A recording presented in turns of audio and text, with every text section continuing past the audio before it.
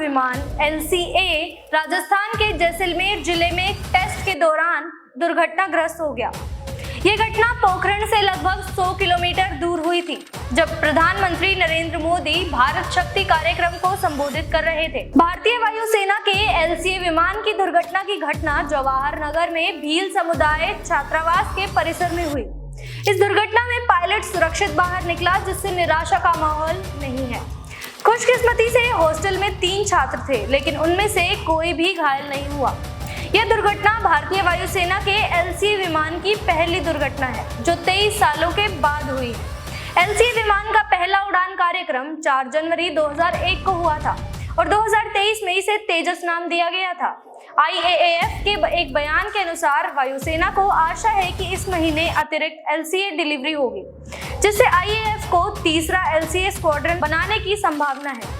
यह LCA भारत का स्वदेशी लड़ाकू विमान है और इसके विकसित रूप को और बढ़ावा देने की कड़ी कोशिश हो रही है। दुर्घटना के दौरान विमान के पायलट ने बहादुरी दिखाई और खुद को सुरक्षित बाहर निकाल लिया।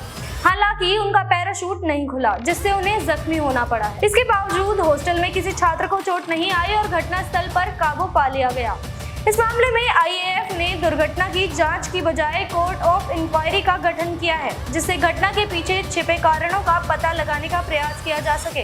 IAF के बयान के अनुसार दुर्घटना के कारण का पता लगाने के लिए कोर्ट ऑफ इंक्वायरी का गठन किया गया है। इस महीने LCA विमान की अतिरिक्त डिलीवरी की उम्मीद है, जिससे IAF को जल्दी ही तीसरा LCA स्क्वाड्रन बनाने में मदद मिल सकती है। फरवरी 2021 में रक्षा मंत्रालय ने राज्य के स्वामित्व वाली हिंदुस्तान एयरोनॉटिक्स लिमिटेड HAL के साथ 48,000 करोड़ रुपए के समझौते पर हस्ताक्षर करके 43 LCA Mk-1A विमानों की खरीद की। इससे IAF को विमान स्क्वाड्रनों को मजबूती से बढ़ावा मिला है। इस दुर्घटना में विमान के पायलट ने अपनी बहादुरी और त्वरित क्रिया के माध्यम से खुद को सुरक्षित बनाए रखा। उन्होंने सही समय पर विमान से इजेक्ट कर लिया, जिससे उनकी जान बची। हालांकि उनका पैराशूट नहीं खुला और इसके कारण वे जख्मी हो गए हैं।